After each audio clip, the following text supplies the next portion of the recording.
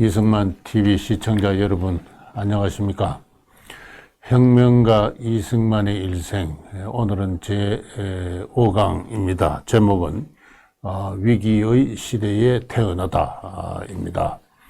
앞에 네 번의 강의에서 우리는 이승만은 혁명가였다. 그는 자유인이었다. 그는 세계인이었다. 지금 왜 다시 이승만을 생각해 보는가, 이런 주제로 살펴봤습니다. 혁명가 이승만의 일생의 서장격에 해당하였습니다. 오늘 제 5강부터는 이승만의 파란만장한 인생, 그의 출생과 성장, 그리고 독립운동가로서의 변신, 그리고 그의 독립투쟁, 그의 건국업적 등을 차례로 연대기적으로 살펴보도록 하겠습니다. 다들 잘 아시는 대로 이승만은 1875년생입니다. 1875년 3월에 황해도 평산에서 양녕대군의 16대 손으로 태어났다, 그렇게 알려져 있습니다. 양녕대군의 후손이라고 해서 왕족의 신분이었던 것은 아닙니다. 조선 왕조 시대의 왕족이라 하면은, 종친이라 하면은 그 종친부라는 관청에 등록되어서 왕족으로 관리를 받는 그런 사람들은 왕의 후손으로서, 왕자나 대군으로서 그 4대까지, 그 후손이 4대 미치는 범위의 하나입니다. 그게 왕족이 되어서, 종친이 되어서 왕실의 행사에 참여하고 할 수 있는 자격을 가졌는데요. 그 4대가 끝나면은 대진한다 하는데, 이후는 서민으로 이렇게 신분이 강등됩니다. 물론 양반의 신분이었던 것은 사실이죠. 근데 이렇게 대진하여서 서민으로 신분이 된 다음에 이후 조상들의 그 벼슬의 경력을 보면은 그렇게 많지가 않습니다. 12대조 선조가 과거를 거쳐서 종육품의 벼슬에 오른 것이 고작입니다. 이후 약간의 무반계통의 벼슬을 하다가 이승만의 7대조부터는 벼슬 정식 벼슬이 없었습니다.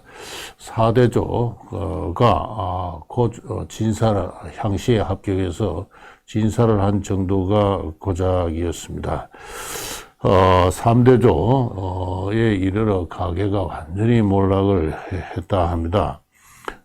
그렇게 해서 조부 이창록 때에 이르러서 황해도, 그 전까지 서울에서 살다가 남대문막 도동에서 살다가 황해도 평산으로 이주했는데, 평산에 묘의답을 비롯한 약간의 재산이 있었던 모양입니다. 그것마저 거의 다 고갈이 되었는지 아버지 이경선은 어린 나이 2살의 이승만을 데리고 서울로 다시 복귀를 했습니다. 남대문 막 도동, 오늘날의 힐튼 호텔 있는 자리, 그 도동 삼거리인데요. 그 도동 밑에 양녕대군을 모시는 지덕사라는 사당이 있었고, 그 사당 앞에 양녕대군의 일족들이 모여 살고 있었는데, 그리로 다시 복귀를 했다고 합니다. 아버지는 풍수지례설에 몰입해서 경안각지를 떠돌아다녔고, 어머니가 친척들의 도움을 받아서 싹바느질로 겨우 생계를 유지했던 그러한 비난한 가게였다고 합니다. 그렇지만은 이승만의 가게를 두고 흔히들 몰락 양반이라고 하는데요. 몰락 양반이란 말은 저는 별로 이렇게 정확한 표현이 아니다라고 생각합니다. 서민들과 같이 섞여 살면은 일반 상민들과 같이 섞여 사고 결혼하게 될 경우에는 그것을 가지고 몰락 양반이라고 하게 되지만은, 그러나 이 이승만의 가게는 조선 최고의 양반 신분 그룹과 생활 권력을 같이 한 가난했지만 또 벼슬이 없었지만 그들과 같이 생활권을 같이 했던 고급 양반으로서의 그 위세, 그 가문의 격은 유지했던 것이 아닌가 그렇게 생각합니다. 조선조의 양반을 가지고 경제나 벼슬만으로는 평가할 수 없습니다. 요사이는 양반이란 것은 일종의 문화적인 위세 신분이다 하고 그 문화적인 위세 신분을 이루는 어떤 집단에 소속되어 있는 한 개별 가게가 가난하고 벼슬이 없더라도 그러한 문화적 위세로서의 신분을 유지했다고 보는 것이 좋습니다. 그런 의미에서 양녕대군의 후손으로서 서울에서 살았던 전주이시 일문의 성원으로서 조선왕조 최고의 양반 신분의 일원으로 출생했고 성장했다. 이렇게 이야기할 수 있습니다. 서울로 옮겨온 이승만은 7살 때 그 이근하라고 유명한 한학자가 세운 그 낙동서원에 입학을 해서 천자문을 배우기 시작을 했고요.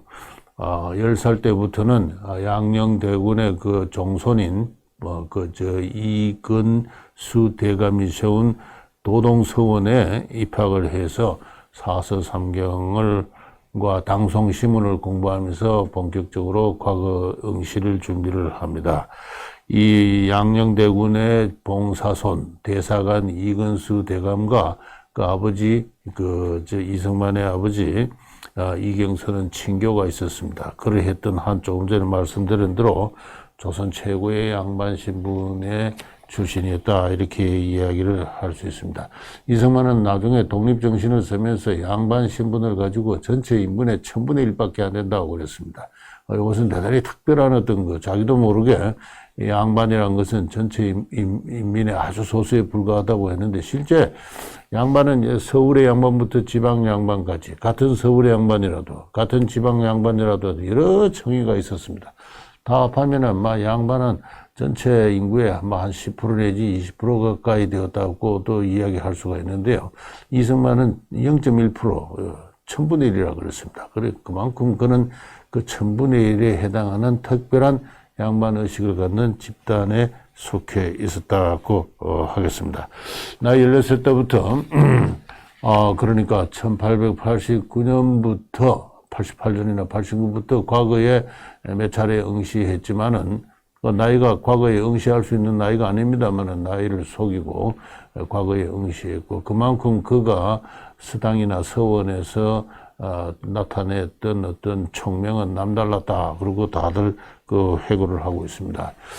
그가 이 시절에 익힌 한학의 실력은 또 한학에서 배어나는 어떤 그 한학자로서의 교양이나 시문의 실력은 당대 최고 수준이었고, 조선 왕조의 지식인들이 쇠락해 가면서 1950년대에 이르러서 대통령 이승만은 당대 최고의 한학자이기도 했다고 이야기할 수 있습니다. 그만큼 이 어렸을 적에 그가 서당과 서원에서 익힌 이 유교 경전은 이승만의 인생에 있어서 평생에 깊은 영향을 미쳤고 또 그는 그로부터 자유롭지 않고 어떤 의미에서는 그것을 나름대로 재해석을 하면서 그의 독립운동과 신국가 건설에 활용을 했다고까지 이야기를 할 수 있습니다. 이승만은 그만큼 스스로 아주 서양의 학문과 철학에 달통했을 뿐만 아니라 이 동양의 학문에도 달통한 동서양을 통합적으로 이해한 어떤 지식인으로서 강한 어떤 자부심을 갖고 있었다라고 본인이 이야기했고 남들도 그렇게 지적을 하고 있습니다. 그러다가 1894년 청일전쟁이 일어나게 되니까 과거세 시험제도가 폐지되고 나니까 그는 1895년 4월에 배제학당에 입학을 해서 영어를 배우기 시작합니다. 그래서 영어뿐만 아니라 역사, 지리, 산수 등 서양의 학문을 익히면서 그는 특히 영어를 습득하는데 발군의 기량을 과시해서 6개월 만에 튜터로서 조교로서 발탁이 되어가지고 그의 후배들을 가르치기도 했고 또 미국인 그 의료 선교사 여자들에게 한국어를 가르치기 위해서는 영어도 잘 해야 되죠. 그렇게 한국어 교사로 채용이 되어서 최초로 월 $20의 보수를 소득을 올리기도 했다고 합니다. 동시에 그는 미국인 선교사나 의사들로부터 단순히 영어나 서양의 학문만이 아니라 미국의 역사, 미국의 독립운동사, 미국의 건국사, 미국의 남북전쟁, 흑인 해방사, 노예 해방사 등을 배우면서 정치의 자유, 개인의 근본적 자유라는 어떤 새로운 정치 철학에 접목을 했습니다. 이것은 제가 전에 제2강에서 자유인으로서 이승만을 이야기하면서 소개한 적이 있습니다.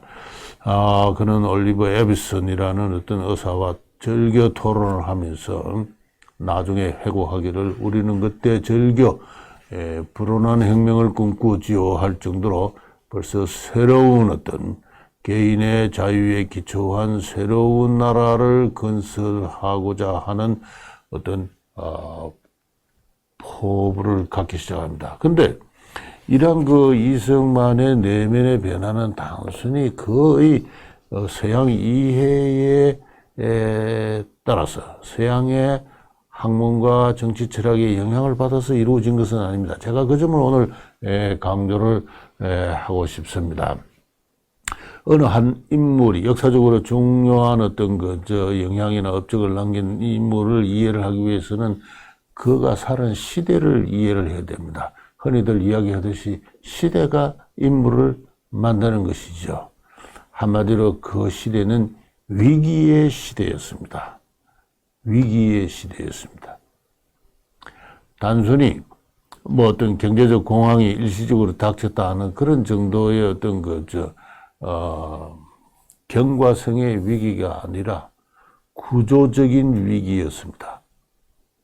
누구도 쉽게 그것을 치유할 수 없는 오래된 역사적 과정에서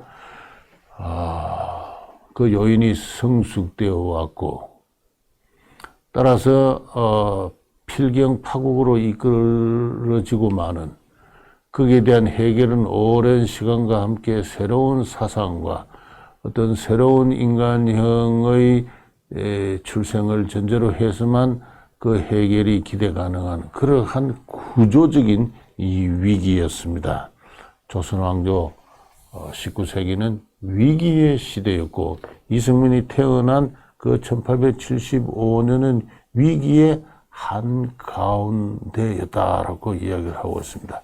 흔히들 현대 국사학에서 조선왕조 19세기는 정상적 발전의 길을 걸었던 아름다운 시대였다고 이야기합니다. 아름다운 유교 사회였다. 아름다운 선비의 나라였다.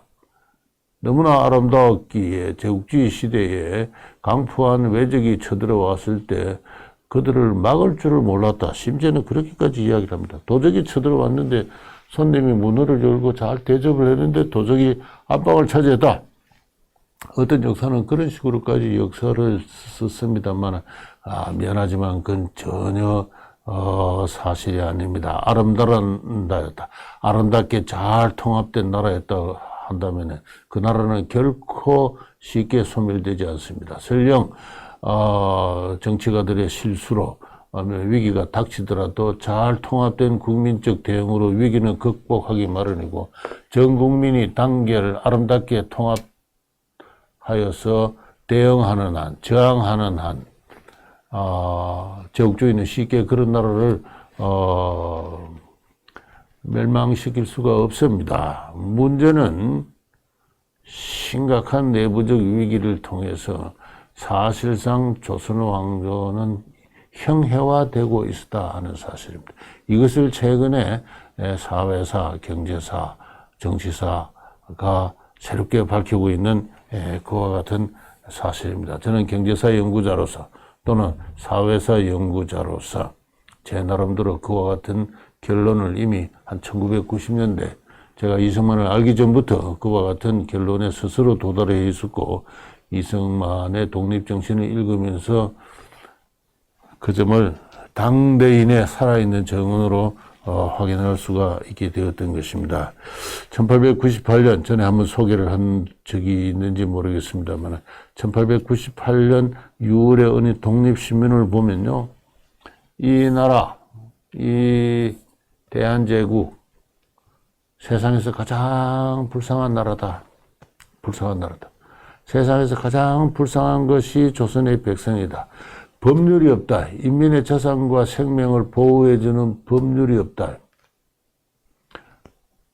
학문이 없다. 학문이 없다.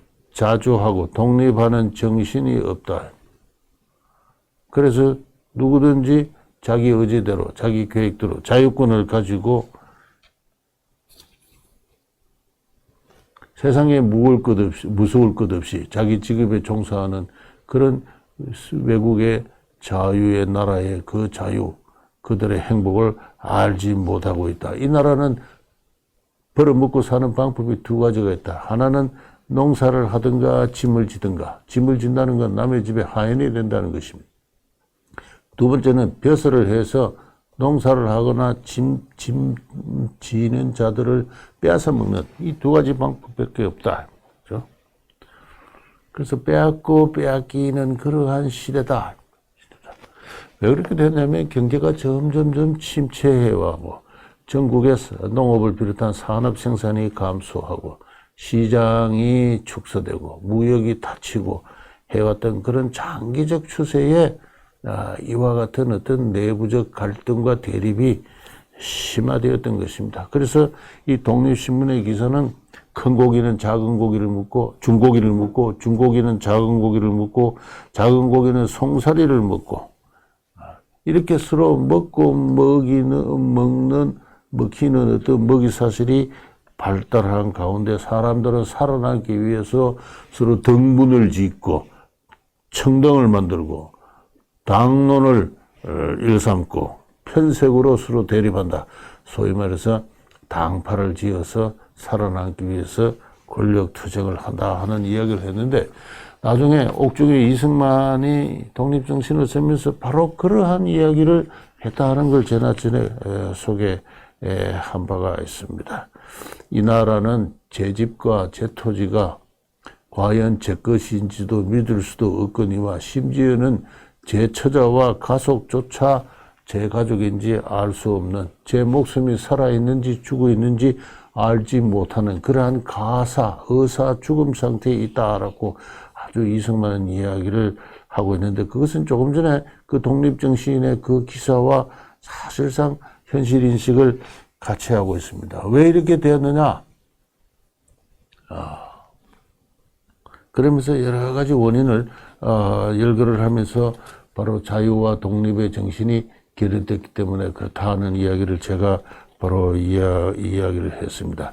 다시 말해서 이승만이 살았던 시대, 출생했던 시대는, 이승만이 성장했던 시대는 바로 이 위기의 한가운데에 놓인 이 시대였습니다. 이전의 18세기, 17세기, 16세기의 조선인들이 알지 못했던 그러한 그 사회, 경제, 정치, 문화의 위기의 시대였습니다. 저는 그것은 우리 한국인들이 뭐 좀 모자라서 인생이 잘못되어서 그렇다고 생각하지 않습니다. 닫힌 사회는 어느 세계사에서 어느 지역에 어느 시대에 간에 닫힌 사회는 반드시 그렇게 될 수밖에 없다 하는 역사의 필연의 법칙을, 보편적인 법칙을 보여주고 있습니다.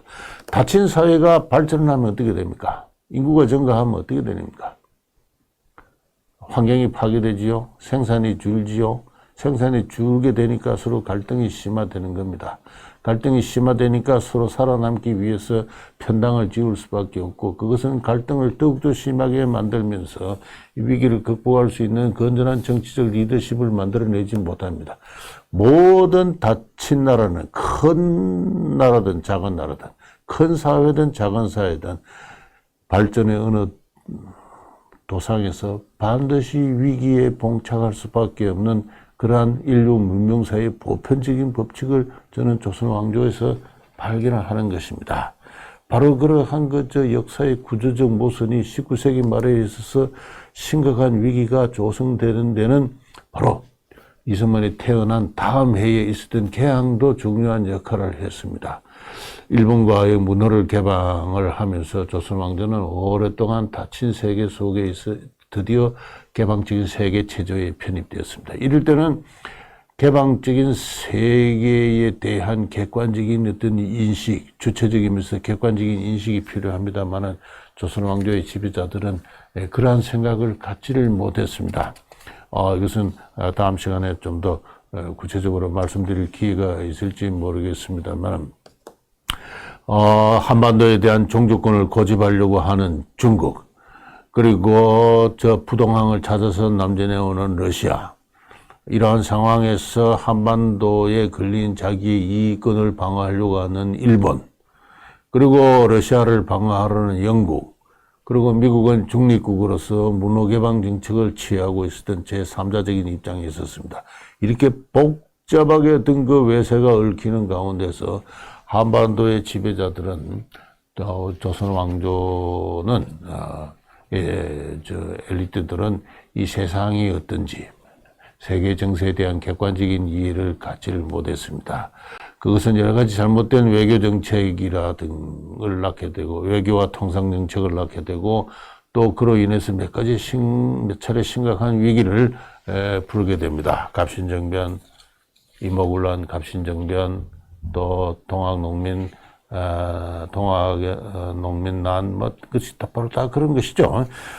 이런 것이 위기가 점점 가중되는 요인으로 작용해서 드디어 누구도 삼척동자도 알듯이 큰 대양을 항해하는 배가 큰 풍랑을 만나서 돛도 부러지고 삿도 없어지고 선장은 무능하고 곧 침몰의 위기에 빠진 이 절체절명의 위기에 봉착해 있는 상황이에요.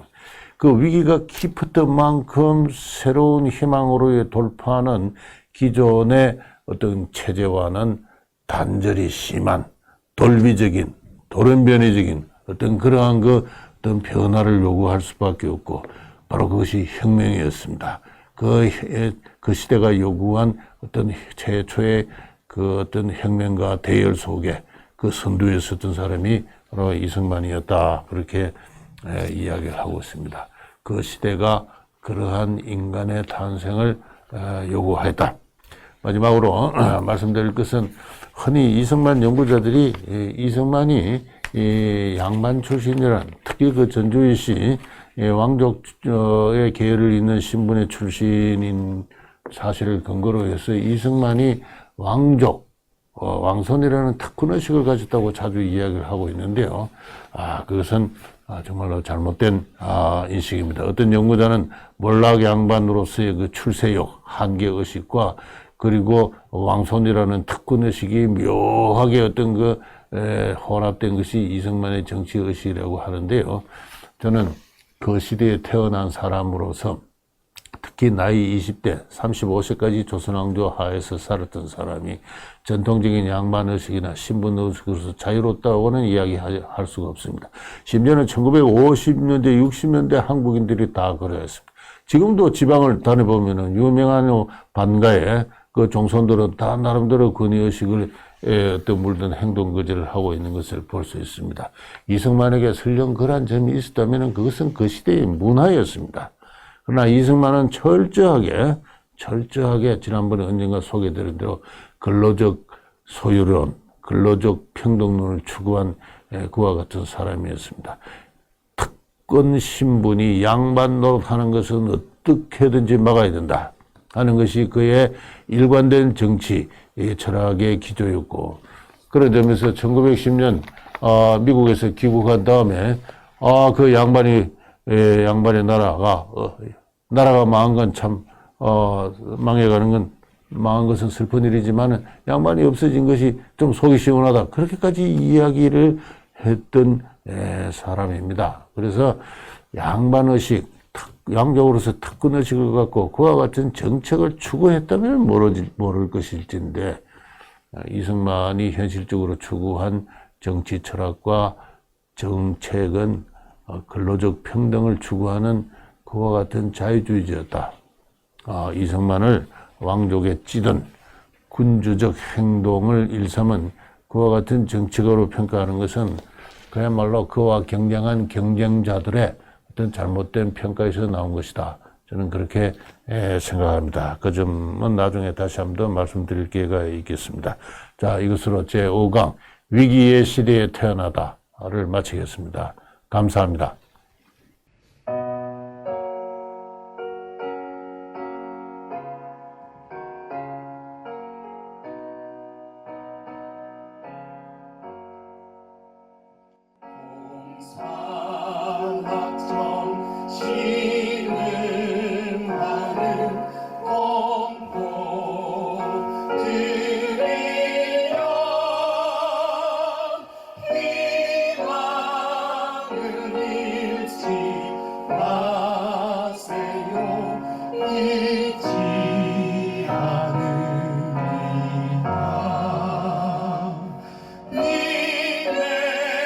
맹세